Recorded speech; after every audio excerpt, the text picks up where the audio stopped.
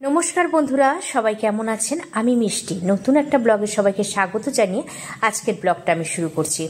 এখানে দুধ বসিয়ে দিয়েছি, কফি তৈরি হবে। বাড়িতে কিছু লোকজন এসছে, তাদের কফি দেবো। আর আমার আর মার তো সকালে খাওয়া হয়ে গেছে একবার। আর কফি তো যতবার করি, চা বা কফি ততবারই আমি খাই, সেটা আমার অভ্যেস।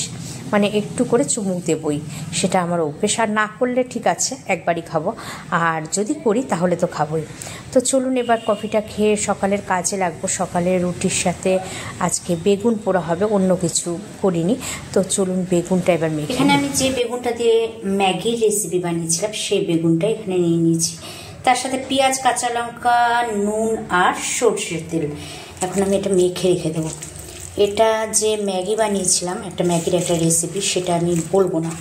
যদি বলি তাহলে কিন্তু আর খাবে না আর বদনাম করবে। আর যদি না জানিয়ে খাইয়ে দিই তাহলে আর কিছু বলবে না। আর যখন আমি ভিডিওটা ছাড়বো ততক্ষণে খেয়ে হজম করা হয়ে যাবে, অতএব অত চিন্তা করছি না। তো এটা আমি মেখে নিচ্ছি ভালো করে। তো আজকে ভাত হয়নি, আজকে হচ্ছে খিচুড়ি। শুধু এই হাঁড়ি করে অল্প ভাত করেছি, সেটা হলো লিওর জন্য। লিও দই দিয়ে, টক দই দিয়ে ভাত খাবে, তাই লিওর জন্য একটু ভাত করে টক দই দিয়ে খাইয়ে দিয়েছি। আর এখন এখানে বেগুনি ভাজা হবে, তাই এখানে তেলটা গরম করছি। বেগুনি ভাজা হবে, এখানে বেসন ফেটিয়ে রেখেছি, এখানে তেল গরম হচ্ছে। আর এখানে সব বেগুনগুলো কেটে রেখেছি, কেটে ধুয়ে রেখেছি। এখন গরম তেলের মধ্যে ছাড়বো, বেসনে ডুবিয়ে গরম তেলে ছাড়বো। খিচুড়ির সাথে বেগুনি তো খেতে ভালো লাগে, কিন্তু ওই একটাই জ্বালা যে যখন খেতে বসবে তখন গরম গরম ভেজে দিতে হবে, না হলে নরম হয়ে যাবে আর খেতে ভালো লাগবে না। তবে খিচুড়ির সাথে বেগুনি কিন্তু বেশ বেশ দারুণ লাগে, আমার তো বেশ ভালো লাগে। আর আপনাদের? এখানে বেগুনি ভাজা হচ্ছে। আজকে হয়েছে খিচুড়ি, আলু ভাজা আর বেগুনি। আর এটা গরম, তাই একটু থালার মধ্যে ছড়িয়ে দিলাম। আমার দেওর মাঠের থেকে নিয়ে এসছো? আমাদের জমির থেকে গাজর তুলে নিয়ে এসছে, একদম পুরো গাছ সমেত। দেখো এই গাজরগুলো কিন্তু একদম মানে তরতাজা, ফ্রেশ।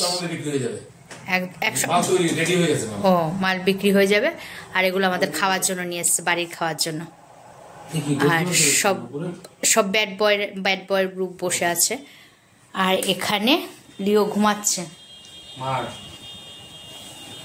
তো দারুণ ফ্রেশ গাজর, এগুলো খাওয়া যাবে, দারুণ টেস্টি হবে। খরিদ্দার দেখা হয়ে গেছে, মোটামুটি ফাইনাল করে দিয়েছে। একদম জমির টাটকা টমেটো। কে কে খাবে, কার কার পছন্দ টমেটো? দেখো টমেটোগুলো দেখেই কিন্তু দারুণ লাগছে, একদম গাছ পাকা জমির ফ্রেশ টমেটো নিয়ে এসেছে। আমার দেওর গেছিল মাঠের থেকে নিয়ে এসেছে। কেমন লাগলো বলো টমেটো? আজকে আর ব্লগটা বাড়ালাম না, ব্লগটা আজকে এখানেই শেষ করছি। সবাই ভালো থাকবেন, সুস্থ থাকবেন। আবার দেখা হবে খুব শীঘ্রই নতুন একটা ব্লগে।